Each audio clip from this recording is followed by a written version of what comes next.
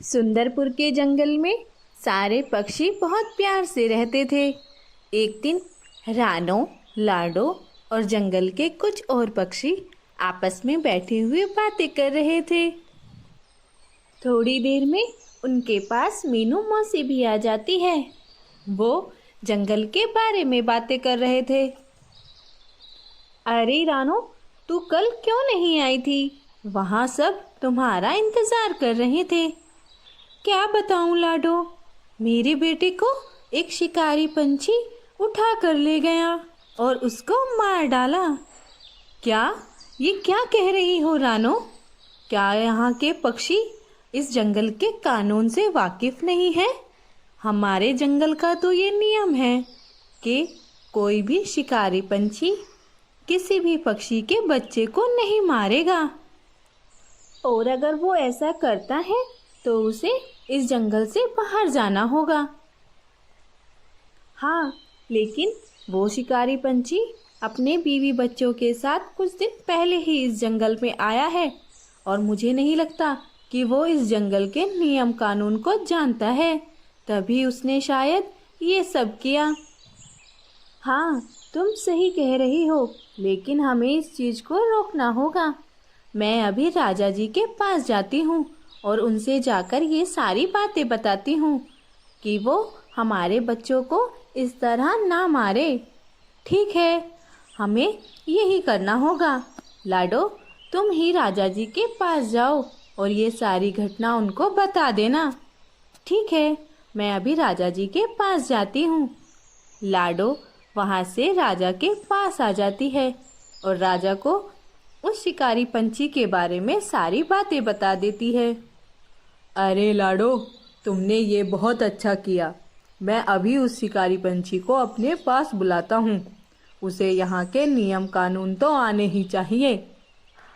राजा उस शिकारी पंछी को अपने महल में बुलाता है और वो उसे समझाता है। देखो परदेसी पंछी, तुम अभी इस जंगल में आए हो, इसलिए तुम्हें यहाँ के नियम कानून नहीं पता हैं। मैं तुम्हें बता दूँ, हमारे जंगल में कोई भी पक्षियों के बच्चों का शिकार नहीं करता है, और अगर वो इस तरह शिकार करता है तो उसे हमारा जंगल छोड़कर जाना होगा। ठीक है महाराज, मुझे इस बारे में कोई जानकारी नहीं थी। अब मैं इस बात का ध्यान रखूंगा। और वो शिकारी पंछी वहाँ से बाहर चला जाता है। मैं और इसकी बात सुनूंगा। मेरा जो मन करेगा मैं वो करूंगा। लाडो चिड़िया ये बातें सुन रही थी और वो जाकर सारे पक्षियों को बता देती है। हमें इस शिकारी पंछी पर जरा भी भरोसा नहीं करना चाहिए। मुझे ऐसा लगता है ये राजा की बात भी नहीं सुनेगा, क्योंकि वो इस तरह से बातें कर रहा था। अब हम क्या करेंगे? हमें तो अनाज लेने के लिए बाहर जाना पड़ता है। ऐसे में हमारे बच्चे घर पर अकेले रहते हैं और वो इतने छोटे हैं कि वो अपना अच्छा भला बुरा नहीं जान सकते। अब तो हमारी परेशानी और भी बढ़ गई। हाँ रानो, लेकिन हमें इसके लिए कुछ ना कुछ उपाय ज़रूर करना होगा। हम लोग एक काम करते हैं, क्यों ना हम अपने बच्चों को अपने अंदर से दरवाज़ा बंद करने के लिए बोले और उनको जब हम लोग आ जाएं तभी दरवाज़ा खोलने के लिए बोले। ऐसा हो सकता है, तभी हमारे बच्चे सुरक्षित हो सकते हैं। हाँ, वो बात तो ठीक है, लेकिन बच्चों को पता कैसे चलेगा कि दरवाजे पर हम आए हैं? अरे, तो इसमें कौन सी बड़ी बात है? लाडो और रानो, तुम तो बिल्कुल पागल हो। थोड़ी सी समझदारी मुझसे ही ले लेते। ऐसे ही मैंने धूप में बाल सफ़ेद नहीं किए हैं। क्यों ना हम अपने बच्चों को कुछ ऐसी बात समझाएं जिससे वो ये समझ जाएं कि बाहर हम हैं या फिर कोई और है। हाँ मीनू मौसी, ये बात तो तुम बिल्कुल सही कह रही हो। बच्चों देखो, हम तुम सबको एक एक चीज़ सिखाएंगे जिससे तुम लोगों को पता चल जाएगा कि बाहर दरवाजे पर कौन है।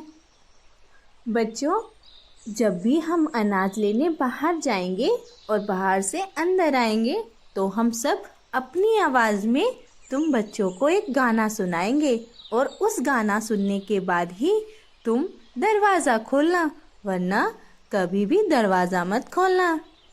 ठीक है माँ, लेकिन वो गाना क्या होगा? प्यारे बच्चों दरवाज़ा खोलो, माँ आई है, तुम्हारे लिए बहुत बहुत सुंदर फल लाई है।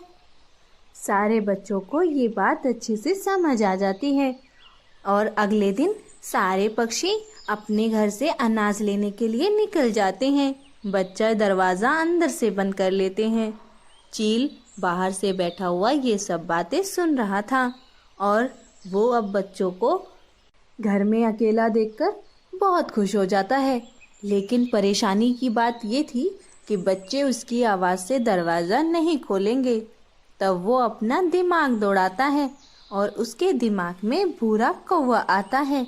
भूरा कौवा किसी की भी आवाज़ निकाल लेता था, लेकिन वो शिकारी पंछी की बात नहीं सुनेगा, ये भी वो बहुत अच्छे से जानता है।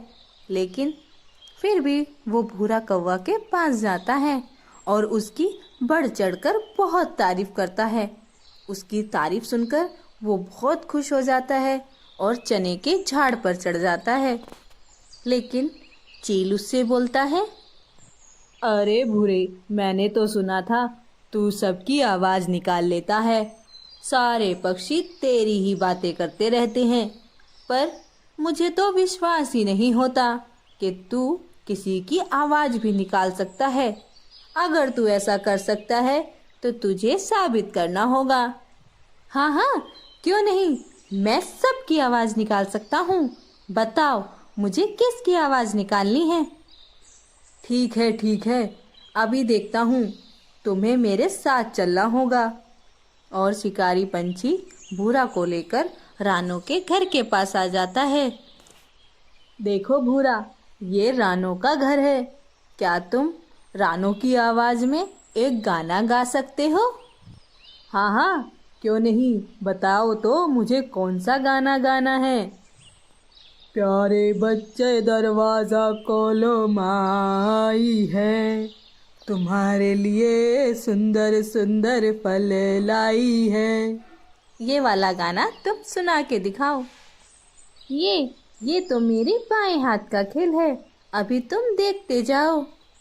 प्यारे बच्चों दरवाज़ा खोलो, माँ आई है, सुंदर सुंदर तुम्हारे लिए फल लाई है। रानू का बेटा समझ जाता है कि दरवाजे पर उसकी माँ आई है और वो अपने घोंसले से बाहर आता है।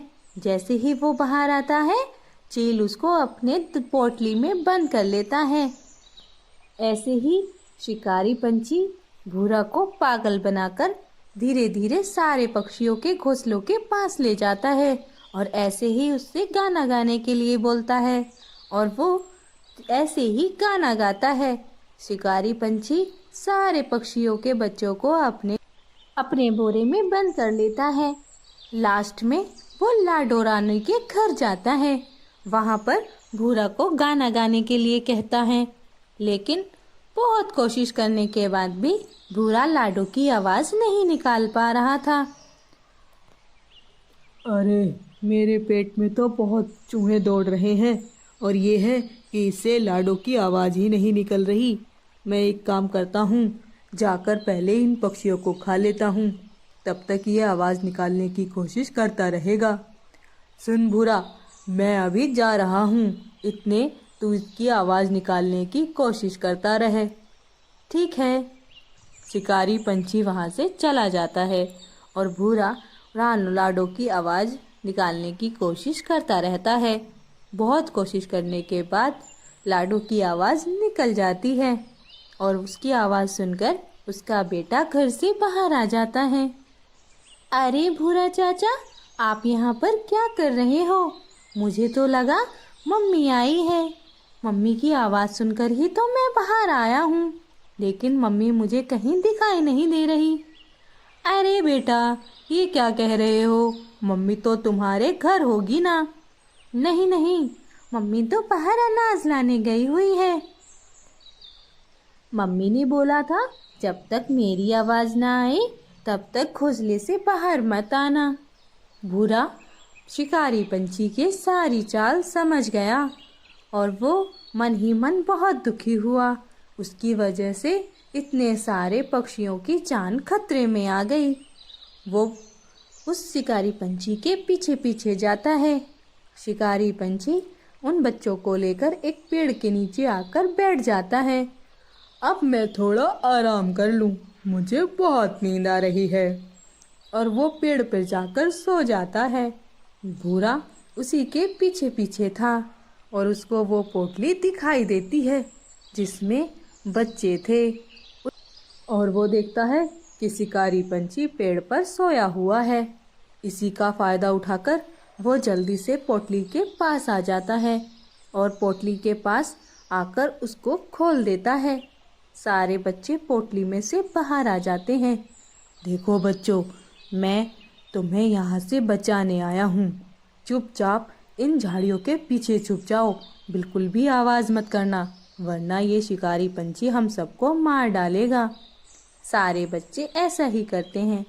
वो उस पेड़ के पीछे छिप जाते हैं और उस पोटली में पत्थर भर देते हैं।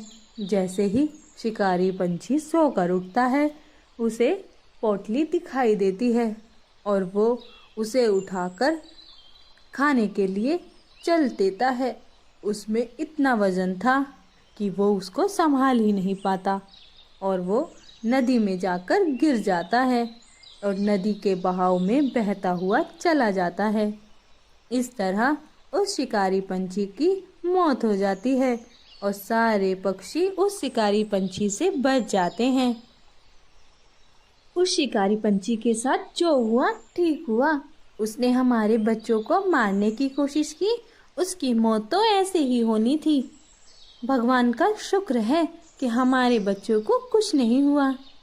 फिर सारे पक्षी खुशी खुशी से अपने घोंसले में रहने लगते हैं।